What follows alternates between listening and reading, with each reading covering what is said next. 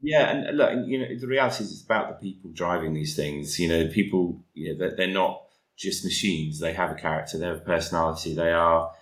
People love them for what they are, and that's the key thing for us is trying to retain that and where we possibly can improve that clearly. So it's not just about reducing the emissions, but it's actually about, again, the weight balance, making sure that that it's as it should be.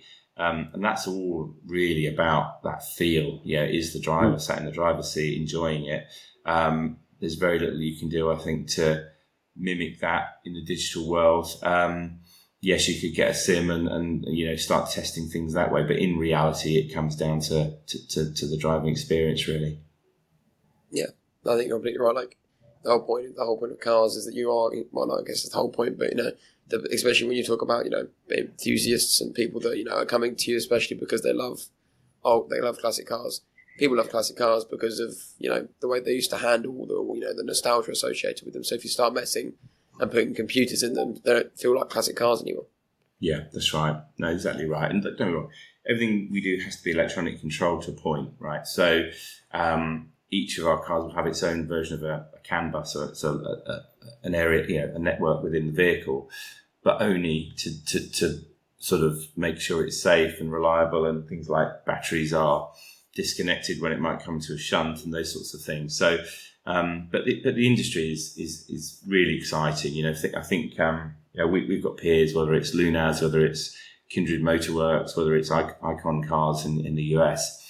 We're all doing this slightly differently, but actually, I think there's a common goal here, which is to ensure that we are doing it in the right way. If you think there's over 500 million car enthusiasts globally, there's 74 million collectible cars globally. People assume this is a small market, but it's worth billions of dollars. But I think the key thing here is to make sure it's all being done correctly, because when people do unfortunately have accidents in these things, making sure that they are built properly and ensure that all the safety systems that could be in there are in there.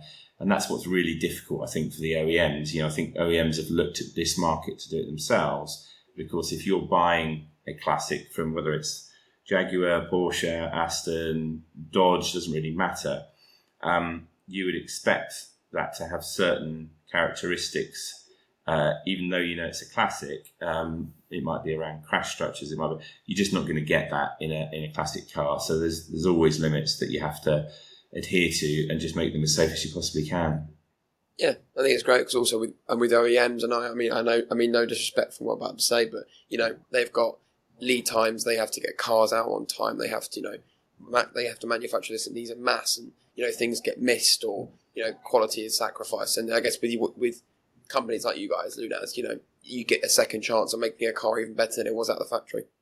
That's right, and I think better never stops. We've got vehicles that already at the moment we're upgrading batteries on, as an example, where because new technologies are coming through, we want to ensure that each car is as current as possible. Now, that's part of the ownership experience. So, we will create that beautiful 911, for example, and through its life, we will upgrade the batteries, and the batteries will then go into second use. They might go onto home energy storage, or as you probably know now, there's a lot of recycling opportunities in batteries. But being honest, if you buy your brand new EV today, you're not going to upgrade that because you can't. It is what it is, and it's what it as it comes out of the factory. So, again, we see ourselves really. If you look at the 1.4, I think it's 1.4 billion ICE cars on the road globally, we're at that very high end. We're creating bespoke electric cars,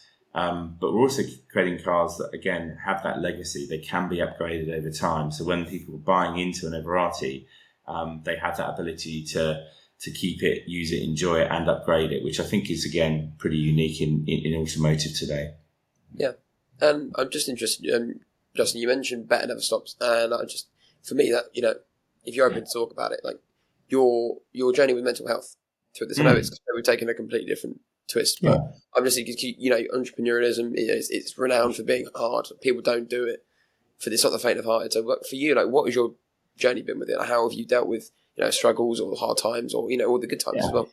It's a good question. I think part of the reason I do what I do generally and be entrepreneurial is I want to, improve myself generally. And sometimes that's not straightforward. You get a lot of challenges, you get a lot of things that you want to improve upon for yourself. And I think that it's all about having people to talk to. It's all about having, I guess, areas of focus. If you put yourself into something and if you're learning all the time, I think that really, really helps. So I think it's really a journey where you have to have that core. You have to have that core strength. If and sometimes that's not always there. Everyone knows that they have down days and what have you.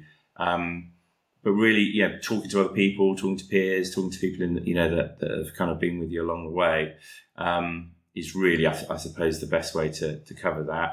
And thankfully, I'll be honest, I think thankfully there are a lot more resources out there for people to get help in areas that they might need to, depending on their age. And I think that, unfortunately, this is completely off topic, but I think the youth mental health challenges are not well catered for today.